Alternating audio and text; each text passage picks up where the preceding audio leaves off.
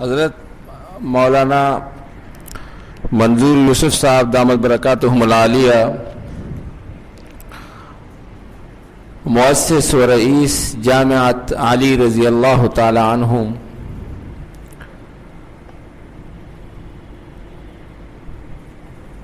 ایک نہایت پروقار شخصیت کے مالک ہیں اور ان کی قابلیت وہ آپ حضرات کے سامنے ہے. ادارتی قابلیت، انتظامی قابلیت، تدریسی قابلیت، علمی اور فکری قابلیت، اللہ تعالیٰ نے ان تمام صفات کو بخوبی ان کو نوازا ہے.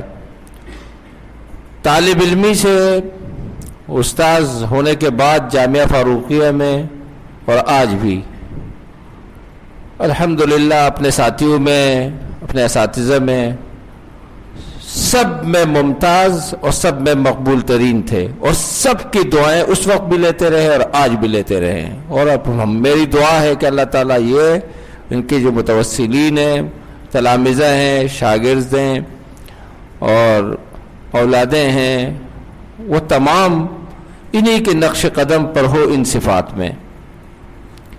جامعہ علی ایک بالکل نومولود اور بالکل نیا ادارہ ہے، لیکن اس کے جو نشاطات ہیں، جو اس کی سرگرمیاں ہیں، جو اس کی فعالیات ہیں، میں ایک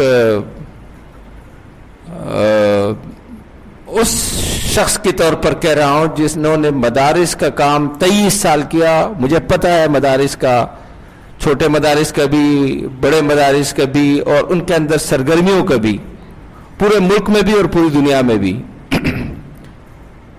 میں علی وجہ البصیرت اور بلا کسی لگی لپٹی اور بلا کسی اس کی مجاملت جس کو کہتے ہیں کہ حضرت کو خوش کرنے کے لیے، حقیقت یہ ہے کہ جامعہ علی بہت کم عرصے میں ایک مثالی، ایک نموذجی ادارہ بن چکا ہے، اور امید ہے کہ مستقبل میں بھی یہ اسی آب و تاب اور اسی آن و شان کے ساتھ آگے امت کی خدمت میں آگے بڑھتا رہے گا اور پروان چڑھتا رہے گا. اس کے ساتھ ساتھ پھر جو حضرت کی یہ اسباق کے علاوہ جو دروس کا سلسلہ ہے یا اس طرح کی اصلاحی خطبات کا ہے، کئی جگہوں پہ اس طرح ہوتا ہے کہ ہمیں بھی لوگ مدعو کر لیتے ہیں، بہت کم، اور ان کو زیادہ مدعو کرتے ہیں، ان کی پذیرائی الحمدللہ زیادہ ہے. تو میں ہر جگہ کوشش یہ کرتا ہوں، اور حقیقت بھی یہ ہے کہ ان کا جو اصلاحی بیان ہوتا ہے وہ بہت پرمغز ہوتا ہے، اور میں خود بھی اس سے استفادہ کرتا ہوں. تو میں کہتا ہوں حضرت ہی بیان کر دیں. اور جب اس طرح کی ایک شخصیت ہو تو ان کی اس شخصیت سے اگر کوئی استفادہ نہیں کرے گا، ان کے خیر سے محروم رہے گا، تو محروم ہی ہو سکتا ہے کوئی.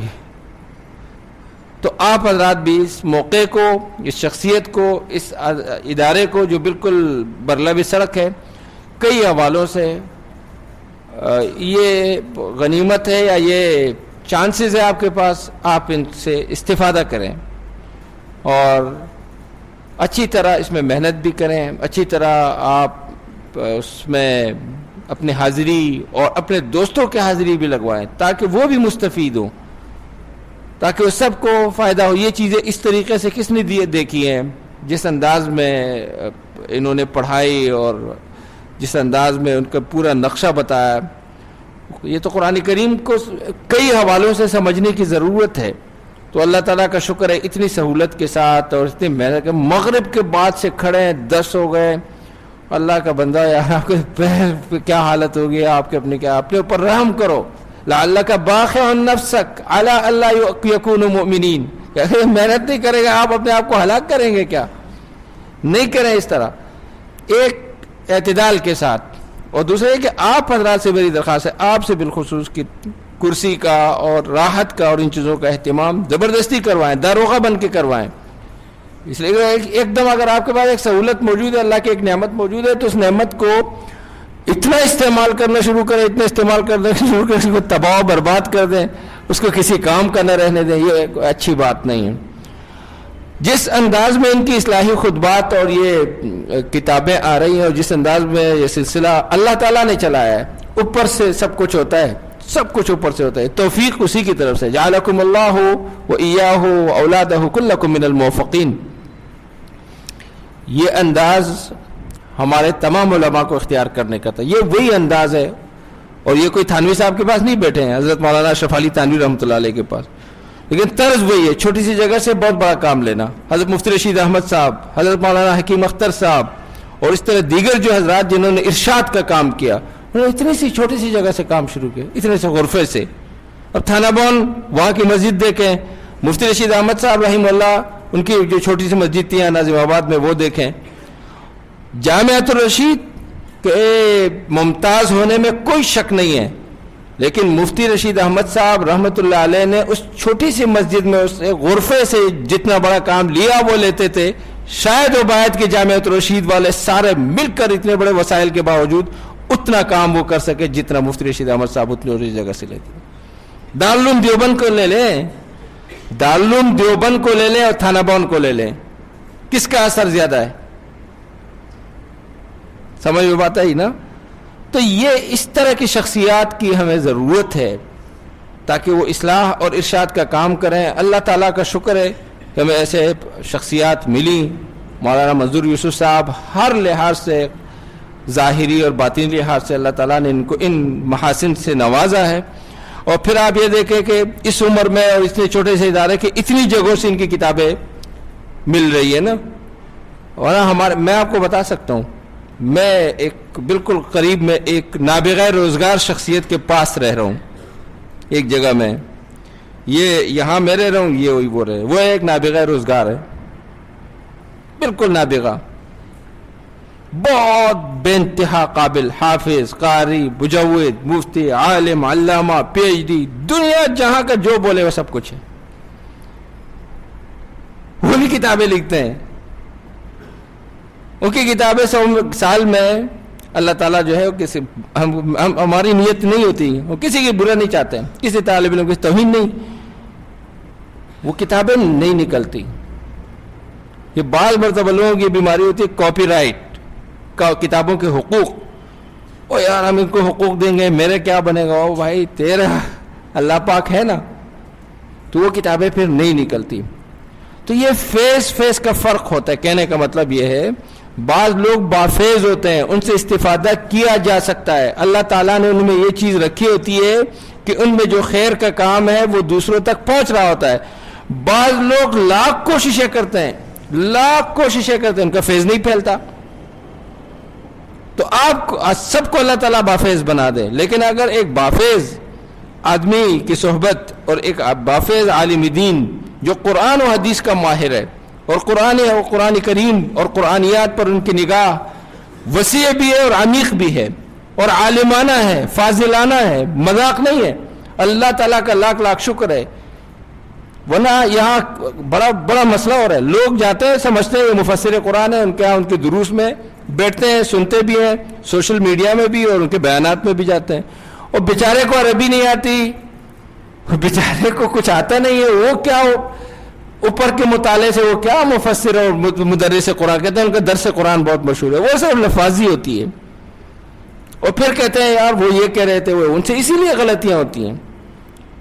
تو وہ جو کچھ کر رہے ہیں اللہ تعالیٰ اس میں خیر ڈال دیں، اللہ تعالیٰ ان کی بھی فیس کو عام کر دیں. کسی کے خلاف نہیں بولنا چاہتے ہیں. کہنے کا مطلب یہ ہے کہ آپ کو جب ایسی شخصیت ملی ہے، اللہ تعالیٰ نے ایک ایسے پرسنالٹی دی ہے، اور اب آپ کا کام یہ ہے کہ آپ خود بھی اور آپ دوسروں کو متوجہ کریں کہ یار یہاں ہیں. اب میں دیکھتا ہوں اکثر سوشل میڈیا پہ جو فکر آخرت والا پیج ہے، روز میں جو چیز دیکھتا ہوں، جبکہ میرے پیج پر اپنی چیزیں ہوتی ہیں، میں روز آنا اس کو شیئر بھی کرتا ہوں، اس پر کچھ لائک بھی کرتا ہوں، اس پر کچھ بھائی یہ آپ سب کو کرنا ہے. یہ خیر کا کام ہے، وہاں شر پھیل رہا ہے. اگر اس شر کے مقابلے میں آپ خیر نہیں دیں گے تو وہ پیج کیسے چلے گا اور وہ کس طرح وہ آگے کام کریں گے؟ یہ بچے اتنی محنت کر رہے ہیں، وہ دیکھو وہ حضرت صاحب پڑھا رہے ہیں، وہ کبھی آگے کر رہے ہیں کبھی پیچھے کر رہے ہیں.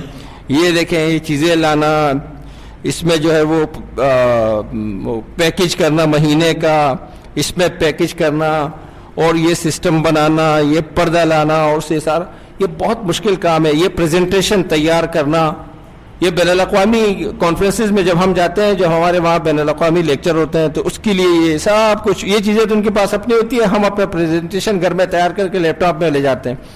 اس معیار پر درس، الحمدللہ یا رب لک الحمد کما ینبغی لجلال وجہک ولعظیم سلطانک. تو یہ اللہ تعالیٰ کا شکر ہے، اللہ تعالیٰ کا بہت بڑا کرم ہے اور فضل ہے. اللہ تعالیٰ ان کی عمر میں بھی برکت نصیب فرمائے، ان کے جامعہ میں بھی، ان کے فکر و نظر میں بھی، ان کے اقوال میں بھی، افکار میں بھی، اولاد میں بھی، شاگردوں میں بھی، متعلقین میں بھی، ہر طرح اللہ تعالیٰ حلال اور بابرکت روزیوں سے، روزی کا نام صرف روٹی یا پیسہ نہیں ہے، اس کے وہ رزق کے وہ بہت وسیع معنوں میں اللہ تعالیٰ ان کو مالا مال فرمائے، اور اللہ تعالیٰ سب کو کامیاب فرمائے.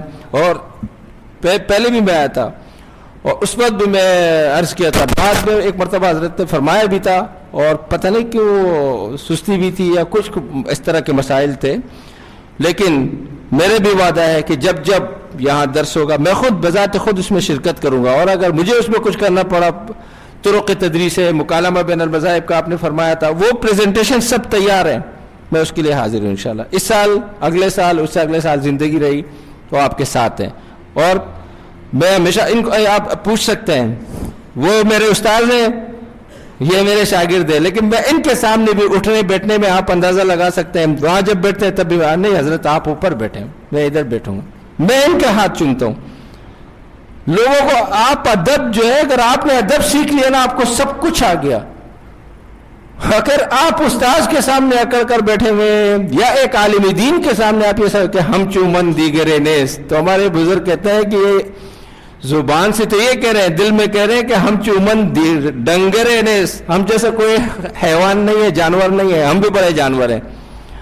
تو اللہ تعالیٰ اپنے فضل سے، اپنے اسم اعظم کی برکت سے، اپنے کلام کی برکت سے اور واسطے سے اور اپنے حبیب کی صدقے سے ان مساعی جمیلہ کو بارآور فرمائے، مثمر فرمائے، اور ان کے اس فیض کو اور آپ تمام کی ان محنت کو، آپ تمام کے اس اٹھنے کو، اور یہ آپ جو بیٹھتے ہیں نا، یہ سب تعاون ہے، اللہ تعالیٰ اس کو پورے عالم پر اثر انداز فرمائے.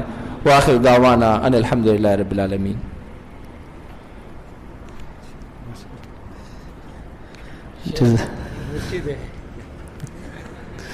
جزاکم اللہ خیر محسن جزا. یہ اللہ عزت سے نوازے، اللہ برکتوں سے نوازے. مسیح حضرت کا ہمارے ساتھ حسن ظن ہے، اور بہت طویل زمانہ ایک ساتھ گزرا، اور اولا سے ثانیہ سے لے کر جو ہے نا وہ سادسہ تک ادب کی کتابیں میں نے حضرت سے ساری پڑھی ہیں. ثانیہ میں جو ہے معلم شاہ، ثالثہ میں نفت العرب تو نہیں، پھر رابعہ میں مقامات، پھر متنبی، پھر حماسہ. تو کیا ہی ایک وقت ہوتا تھا. تو حضرت سے یہ ساری کتابیں ادب کی ہم نے پڑھی ہیں. اللہ پاک بہت جزائے خیر تھے، اور اس وقت بھی ہماری حوصلہ افزائی فرماتے تھے، اور ان کی حوصلہ افزائی کی برکتوں سے آج ہم اس جگہ تک پہنچے ہیں. حوصلہ افزائی ایک بہت بڑی چیز ہے. تو حضرت ہمیشہ حوصلہ افزائی فرماتے تھے. بہت سارے معاملات میں حضرت سے ہم رائے لیتے تھے، تو بہت شفقت سے، بہت پیار اور محبت سے ہمیں اپنی قیمتی آراء سے نوازتے تھے. پھر تدریسی زمانہ جب رہا تو اس زمانے میں بھی بہت چیزوں سے جو نا حضرت سے بہت سیکھا، بہت کچھ سیکھنے کو ملا. کتاب کے علاوہ بھی بہت کچھ حضرت سے سیکھنے کو ملا. تو میں بے انتہا شکر گزار ہوں حضرت کا بھی.